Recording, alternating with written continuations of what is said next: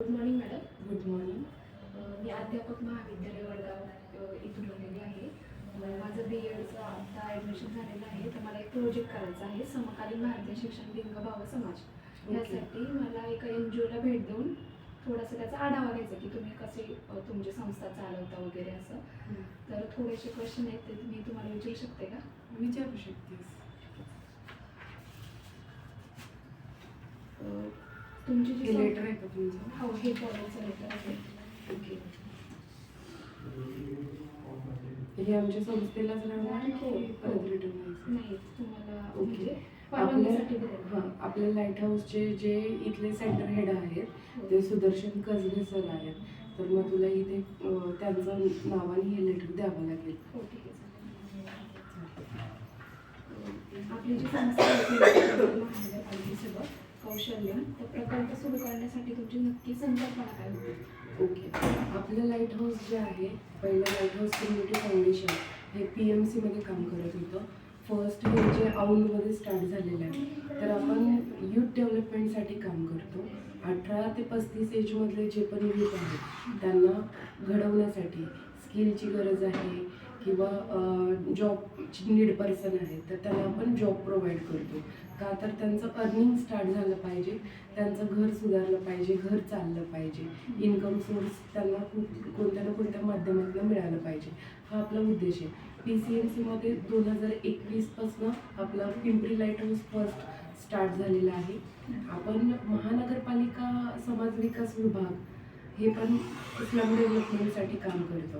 तर आपण हा कोलॅबरेशनचा प्रोजेक्ट आहे कौशल्य, लाईट हाऊस कम्युनिटी फाउंडेशन आणि महानगरपालिका यांच्या अंतर्गत कौशल्य प्रोजेक्ट चालतो, जो की स्लम एरियामधला किंवा लो इन्कम पर्सन आहे, तर त्यांच्या घरामध्ये कुणाला ना कुणाला तरी जॉब मिळणं गरजेचं आहे, त्यांचं करिअर घडणं गरजेचं आहे. जसं की 10वी पास 12वी पास यूथ आहेत, तर मग ते जॉब करणार काय, कोणत्या प्रकारचा जॉब करू शकतात, तर मग त्यांना मोलमजुरी करून पोट भरावं लागतंय. तर मग त्यांना आपण जॉब प्रोव्हाइड करतोय चांगल्या पद्धतीने. जर त्यांना स्किल पाहिजे असेल तर आपल्याकडे काही शॉर्ट टर्म कोर्स आहेत, स्किलिंग कोर्स, ते करून ते जॉब घेऊ शकतात. तर प्लेसमेंटसाठी पण आपण फ्रीमध्ये हेल्प करतोय. आणि तू इथे आली आहेस तर हे चिंचवड लाईट हाऊस आहे आपलं, जे की B वॉर्डमध्ये येतं. तर तसे आपले हळूहळू PCMC मध्ये लाईट हाऊस ओपन झाले की प्रत्येक यूथला नियर बाय लोकेशनमध्ये मिळावेत म्हणून. मग ते वॉर्ड वाईज आहेत, एरिया वाईज आहेत, असं आहे.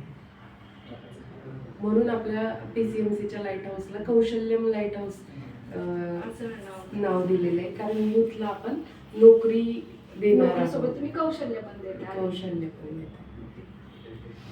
मग या प्रकल्पाअंतर्गत तुम्ही नेमकी कोणकोणती कौशल्य शिकवता? ओके. आपल्याकडे कसं आहे की 10वी पास पण येतो, 8वी पास पण येतो, 12वी पास पण येतो. पण 12वी पासच्या बेसवरती जो जॉब मिळणार आहे, तर तो जॉब खूप काळ टिकू नाही शकत किंवा त्यांच्या स्किल कमी असल्यामुळे पेमेंट सॅलरी कमी मिळते. तर आपल्याकडे असे काही कोर्सेस आहेत, जसं की लॉजिस्टिक कोर्स आहे ॲडव्हान्स एक्सेलचा, की जसं आपल्याकडे CNC ऑपरेटर कोर्स आहे, नर्सिंगचा GDA कोर्स आहे. असे बरेचसे कोर्सेस आहेत शॉर्ट टर्म, टेक्निशियनच्या रिलेटेड किंवा नाही का एज्युकेशन वाईज, की जेणेकरून त्यांना स्किल काही ना काहीतरी स्किल मिळत आहे, ज्याचं सर्टिफिकेट आहे त्यांना, त्या स्किलच्या बेसवरती त्यांना पेमेंट सॅलरी वाढवून मिळू शकते आणि चांगला पेमेंटवाला जॉब मिळू शकतो. तर हाच उद्देशाने आपण त्यांना ते स्किल प्रोव्हाइड करतोय. आपल्याकडे बघितलं तर हे आपलं फ्लायर आहे, याच्यामध्ये जेवढे कोर्सेस दिलेत हे कोर्सेस एवढे फ्री आहेत आणि याचे सर्टिफिकेट पण मिळणार आणि त्यांना आपण प्लेसमेंट पण देणार आहे त्या स्किलनुसार.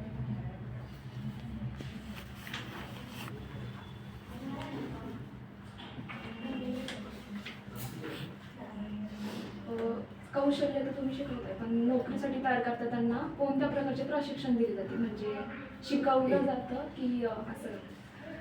ओके.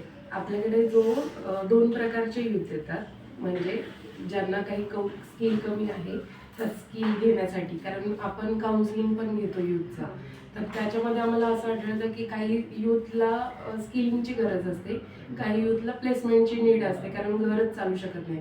तर मग अशा पर्सनला आपण आपल्याकडे 5 डेजचा ट्रेनिंग बॅच आहे, 20 दिवसाचं फाउंडेशन बॅच आहे. तर ह्याच्यामध्ये त्यांचे mock interviews, resume preparation, personality development, ह्या सगळ्या गोष्टी आपण कोर्समध्ये कंप्लीट करून घेतो आणि त्यानंतर त्यांना इंटरव्ह्यूला शेड्यूल केलं जातं. तर त्यामध्ये फर्स्ट आपलं हे आहे की त्यांचं स्टेज डेअरिंग वाढलं पाहिजे, त्यांना इंटरव्ह्यूला नाही का स्ट्रॉंगली बोलता आलं पाहिजे. तर मग त्यांचं जे प्रोफाईल आहे ते त्यांना सांगता आलं पाहिजे. तर काही यूथला ते डेअरिंग नसतं, त्याच्यामुळे ते रिजेक्शन येतं की बोलण्याचं स्किल नसल्यामुळे. तर मग ते पण आपण पर्सनॅलिटी डेव्हलपमेंटमध्ये घेत असतो. तर मग त्यामध्ये मॉक इंटरव्ह्यूज होतात, रिझ्युमे प्रिपरेशन होतं. अशा पद्धतीने त्यांना स्किल देऊन मग प्लेस केलं जातं.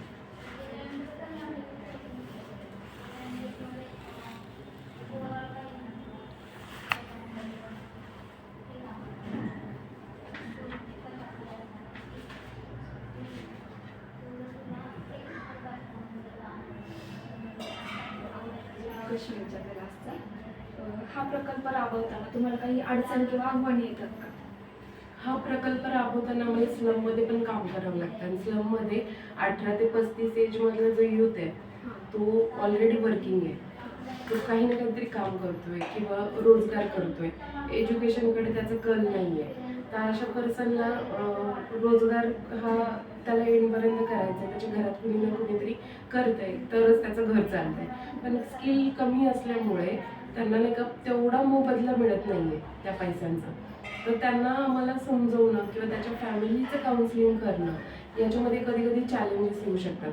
कारण कसं आहे की यूथला ते समजवणं, कारण ऑलरेडी त्या एरियामध्ये अशा एरियामध्ये राहतोय जिथे एज्युकेशनचं महत्त्व नाही आहे, की काही ना काहीतरी तो काम करतोय पण त्याचं कष्ट वाया जात आहे, की त्या कष्टाचे मोबदला मिळायला पाहिजे. स्किल नसल्यामुळे तो मिळत नाही. तर मग अशा वेळेस आम्हाला नाही का पुन्हा पुन्हा जाऊन त्यांचं काउन्सिलिंग करावं लागतं, तेव्हा चॅलेंजेस येऊ शकतात. तर ते चॅलेंजेस आत्ता तरी आहेत, कारण ते टाईम देऊ शकत नाही आहेत आपल्या कोर्सेससाठी, त्यामुळे त्यांना ते मिळत नाही. तर मग आपण त्यांच्यासाठी काय करू शकतो? मग आम्ही प्लेसमेंटसाठी त्यांना हेल्प करतोय, वेगवेगळ्या पद्धतीने काउन्सिलिंग करतोय. तर हे चॅलेंजेस तर येत राहतात.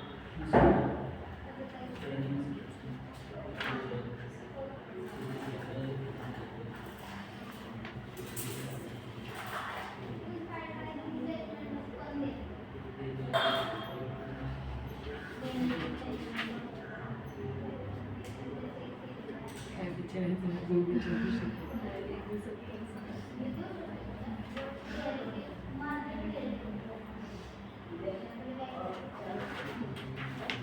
आतापर्यंत या तुमच्या प्रकल्पातून किती विद्यार्थ्यांना प्रशिक्षण आणि रोजगार मिळाले, एक अशी ठराविक संख्या? ओके. आपल्या चिंचवड म्हणजे आता रिसेंटलीच सांगते, आपल्या चिंचवड लाईट हाऊसमध्ये गेल्या वर्षीचे जवळजवळ 1000 ते 1500 यूथ आहेत की ज्यांनी प्रशिक्षण घेतलं आहे आणि त्यांनी प्लेसमेंटसुद्धा घेतलेली आहे. आपल्याकडे काय आहे ना की लाईट हाऊस हे सेकंड होम आहे प्रत्येक यूथसाठी, की एकदा जरी प्लेसमेंट घेतलेली असेल आणि पुन्हा त्याचा जॉब काही कारणास्तव गेलाय तर पुन्हा ते प्लेसमेंटसाठी लाईट हाऊसकडे येऊ शकतो. मग तुम्ही त्यांना परत प्लेसमेंट देऊ देऊ शकता. तर प्रत्येक महिन्याला आपल्याकडे ज्या बॅचेस होतात त्यातलं प्लेसमेंट होतात. कारण इथे येणारा यूथ हा नाही का, लाईट हाऊस हे छंद वर्ग नाही आहे, तर इथे येणारा जो यूथ आहे तो प्लेसमेंट किंवा जॉब स्किलसाठी स्किल घेणार आहे, त्याच्यामुळे नाही का त्याला प्लेसमेंट मिळणारच आहे. खूप छान आहे तुमचा हा ओव्हरऑल प्रकल्प, त्याच्यातून नक्की सगळ्यांनाच मदत होत असेल. नक्की. थँक्यू.